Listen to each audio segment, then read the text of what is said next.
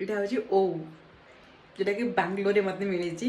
ଆମ ଘରେ ଓଉ ଗଛ ଅଛି ଆମ ଘରେ ଖାଇ ଖାଇକା ଲୋକଙ୍କୁ ବାଣ୍ଟୁଛନ୍ତି ବାକି ଏଠି ମୁଁ ଓଉ ଗୋଟା କିଣୁଛି 60 ଟଙ୍କା ଦେଇକି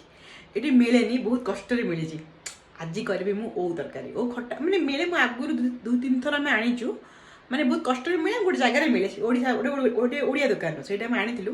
ଆଗରୁ ମୁଁ ଖଟା କରେ ବାକି ଆଜି ମୁଁ କରିବି ଓଉ ସାରୁ ଆଳୁ ବାଇଗଣ ବି ପକେଇବି ବେସର ଦିଆ ତରକାରୀ ଆପଣ ଚାଲ ଦେଖିବା କେମିତି ମୁଁ କରୁଛି এইটি এତିକି ଓଉ ଆଣିଛୁ ଆଉ ଗୋଟେ ଓଉ ମୁଁ ଏଠି କାଟି ସାରିଲାଣି ମାନେ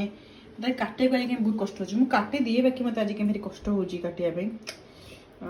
ଜଣା ନାହିଁ ମୋ ହାତ ତ ଅଲରେଡ଼ି କଟିଗଲାଣି ଛୁରୀରେ ହାତ ଅଲରେଡ଼ି କଟିଗଲାଣି ମଝିରେ ମଝିରେ କେତେ ଗୁଡ଼ା ହେଲାଣି ଚଳିବ ଏଇସବୁ କାଟିକି କରିବାକୁ ପଡ଼ିବ ଆଜି ମୁଁ ବନେଇ ଦେଇଛି ଓଉ ତ ଓଉ ଖଟା এটা হচ্ছে ও আলু সাড়ু আলু সারু বাইগণ বেসর তরকারি বেসর তরকারি আলু বাইগণ সারুর বেসর ଦି ପ୍ରକାର তরকারি ଆଇଟମ ଭାବିଥିଲି ଗୋଟେ ବନେଇବି ବୋଲେ ଏଇଟା କରିଦେଲି ଆଉ ভুল প্লেটটা চেঞ্জ করতে যদি দিগি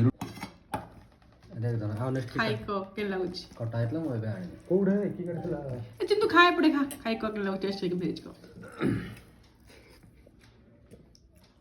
ଏଇଟା ବେସର ତରକାରୀ ହେଲା ବଢିଆ ହେଇଯିବ ସବୁ ତରକାରୀ ଆଉ ମତେ ଟିକେ ଅଧିକ ଲୁଣ ଦରକାର ତ ମତେ ଟିକେ ଅଧିକ ଲୁଣ ପକାଇ ଦିଏ ବଢିଆ ହେଇଯିବ ଓ ବଢିଆ ହେଇଯିବ ଲାଗୁଛି